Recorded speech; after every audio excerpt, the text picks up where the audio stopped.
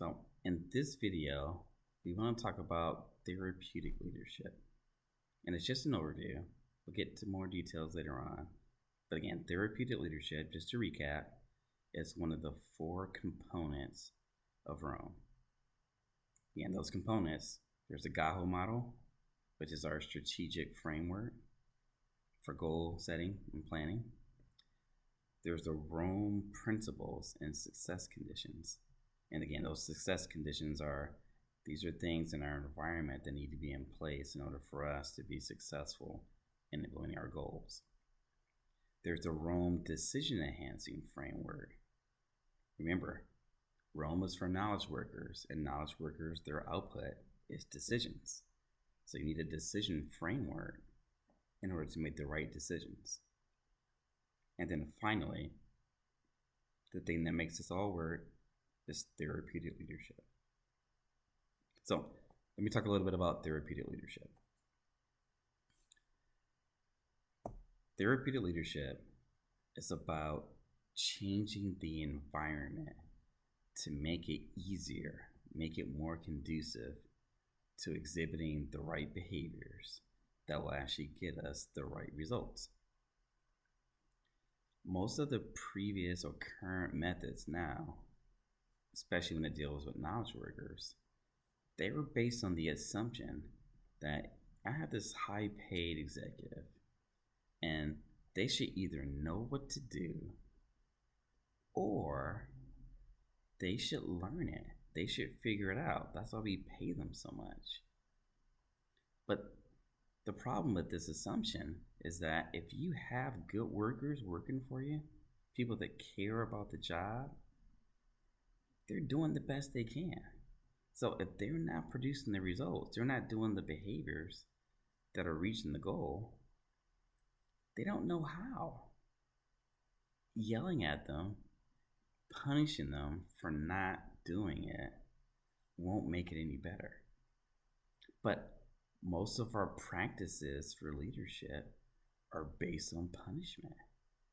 I just finished looking at an online feedback forum. There's a feedback class.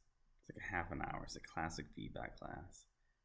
And so you go through and it talks about making sure that you figure out the behavior that's incorrect and setting it up where you making it neutral. So you say, here's your observation of the behavior, and you ask the other person how they feel about it and so forth. But the basis of that feedback was you catching someone doing something incorrect. And that's not the best way to lead.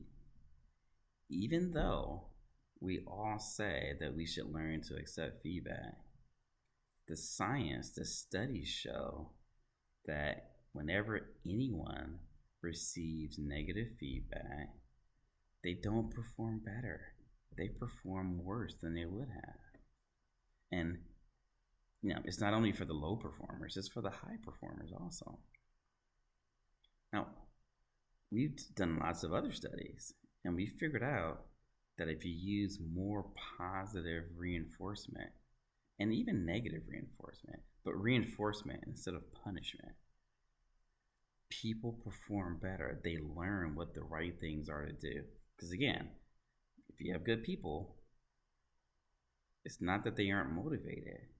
If they aren't performing the way you want, it's because they don't know what the right way is. So we need to shape their behavior. We need to set up an environment that's easy for them to figure out that they're working in the wrong direction, and they'll naturally correct it. We need to concentrate on the environment, not on trying to correct the people. Correct the environment, you'll get better performance. Correct the people, you get burnout, depression, anxiety. You get all these increases in mental illness and the toxic work environments that we're experiencing today. Therapeutic leadership is about driving elite performance, but we do it through the science of behavior analysis. We're going to go more into the details of those sciences later. But for now, we're going to sign off. If you like this video, go ahead and like it. Throw in some comments about what you want to hear about next. Again, if you want to hear about the actual studies for it, I can actually point you to those. Just the mechanics of it, I'll make more videos on those. But until next time, I'll sign off for here.